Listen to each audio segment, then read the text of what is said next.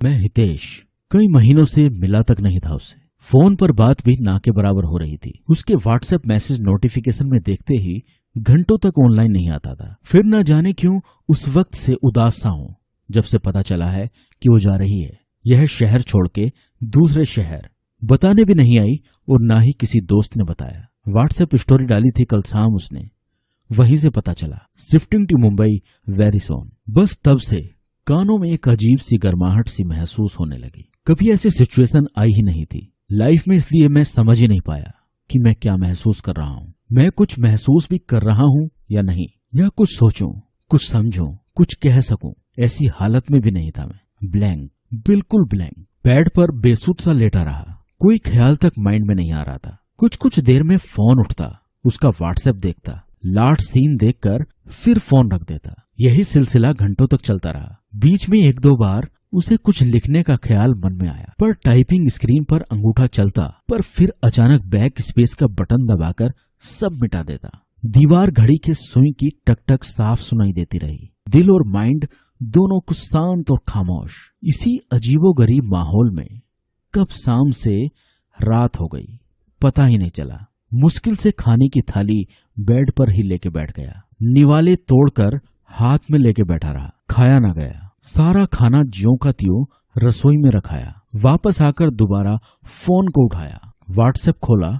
उसका नाम search bar में पूरा लिखा भी नहीं था कि उसकी आईडी मेरे आंखों के सामने आ गई। जैसे ही उसकी आईडी ओपन की, मेरे दिल की धड़कनें तेज हो गईं।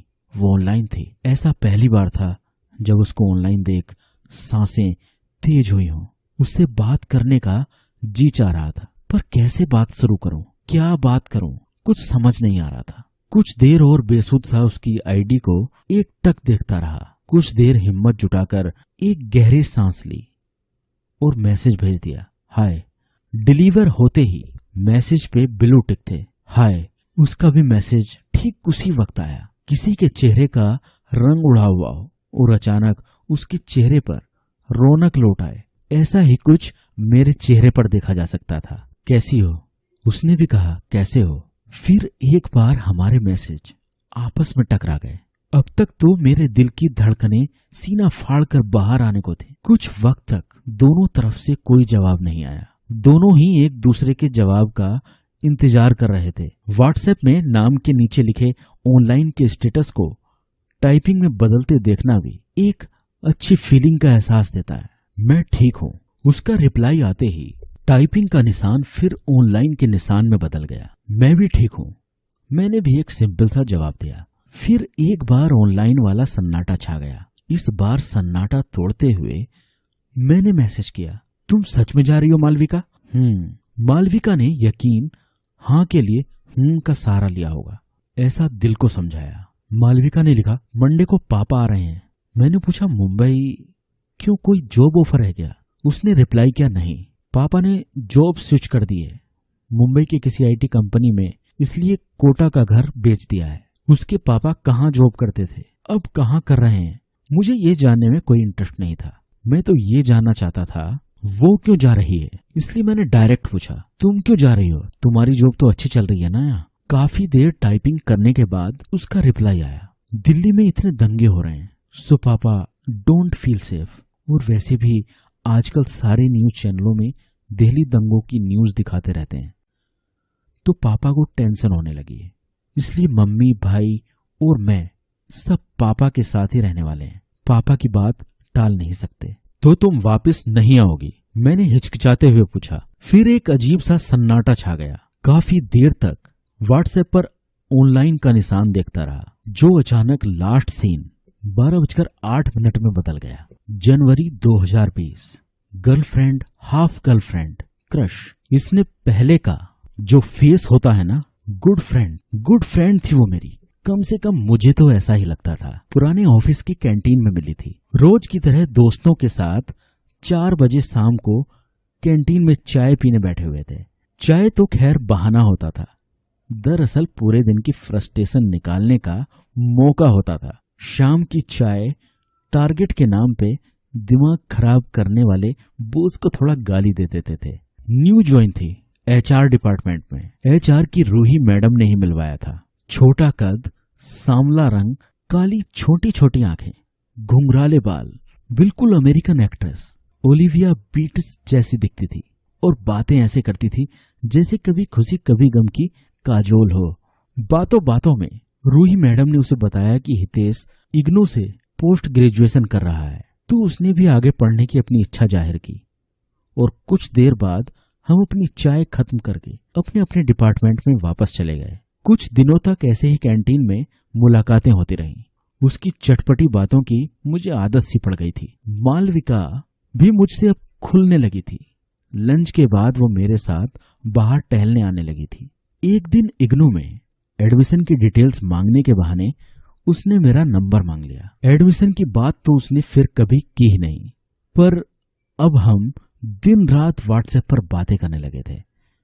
ऐसी बातें जिनका कोई अंत ही नहीं होता था। गुड मॉर्निंग हम ऑफिस में 9 बजे किया करते थे और गुड नाइट रात के 3 बजे। 12 से 3 बजे की बातें अब और भी खास होने लगी थी।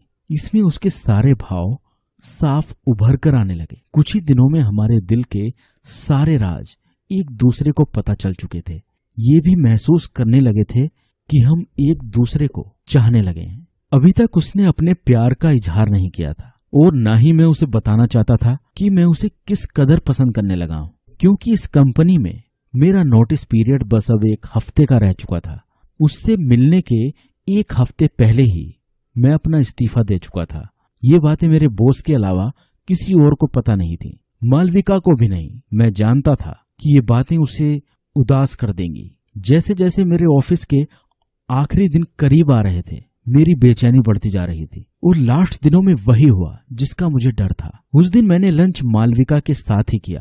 सोचा था उसे आज बताना ही पड़ेगा कि आज ऑफिस में मेरा आखिरी दिन है, पर हिम्मत नहीं जुटा पाया। डर था कहीं वो टूट ना जाए, पर असल में मैं बिखर चुका था। मालविका से दूर जाने की तकलीफ न्यू जॉब की खुशी के आगे फीकी पड़ चुकी थी। बहरहाल लंच के बाद बॉस ने एक सरप्राइज फेयरवेल प्लान किया था, जिसमें ऑफिस के मेरे सभी दोस्तों को भी बुला लिया गया। ये सरप्राइज पार्टी मेरे लिए उतनी ही सरप्राइज थी, उतनी ही शॉकिंग मेरे साथियों के लिए थी। सबसे ज्यादा शॉकिंग थी मालविका के लिए। बॉस ने जैसे ही मेरे लिए गुड बाय की स्पीच शुरू की, मालविका पीछे से ही बाहर चली गई।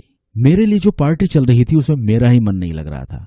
सबके बीच से ऐसे जा भी नहीं सकता था, वरना सबको अजीब लगता, खासकर मेरे बॉस खुशवंत सिंह को, जिन्होंने पहली बार किसी के लिए कुछ किया था। ऐसी पार्टी में खुद को यही दिलासा देता रहा कि शुक्र है कि मैंने अपने प्यार का इजहार नहीं किया, वरना मेरे लिए मालविका से दूर जाना और भी मुश्किल हो जाता।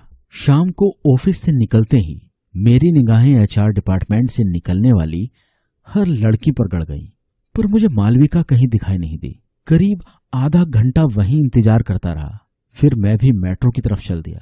फरवरी का महीना था, ठंड कम हो रही थी, पर रात में अंधेरा जल्दी हो गया। रुक रुक कर मैं पीछे मुड़ता, कहीं मालविका मिल जाए तो उससे माफी मांग लूंगा, लेकिन वो नजर नहीं आई। ऑफिस की छुट्टी होने से अब तक इसका फोन 12 बार ट्राई कर चुका था, एक बार भी उसने फोन पिक नहीं किया। घर आते ही मैं बेसुध सा बेड पर गिर पड़ा। थोड़ी देर बाद उठा और बैग से लंच बॉक्स निकालकर किचन में रखने लगा।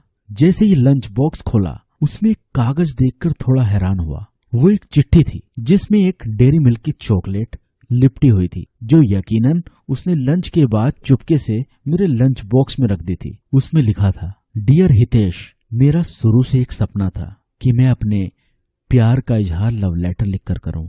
आई नो तुम्हें ये थोड़ा आउट ऑफ फैशन लग रहा होगा, पर ये मेरी ख्वाहिश थी, इसे तो पूरा करना ही था। सच कहूं तो तुम मुझे शुरू में इतने पसंद नहीं थे, पर धीरे धीरे तुम्हारे करीब आके कब तुमसे प्यार हो गया मुझे पता ही नहीं चला। तुम्हारे साथ बातें करते हुए टाइम का पता ही नहीं चला। तुम्हारी हर बात, तुम्हारी आवाज, तुम्हारा अंदाज, मुझे सबसे प्यार हो गया।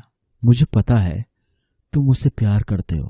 अपने प्यार का इजहार करने में तुमको चिट्ठी लिखने की जरूरत नहीं है। तुम मुझे कॉल या मैसेज पर बता सकते हो, ताकि कल मैं तुमसे ऑफिस में सीधा गले मिल सकूं। I love you, your Malvika.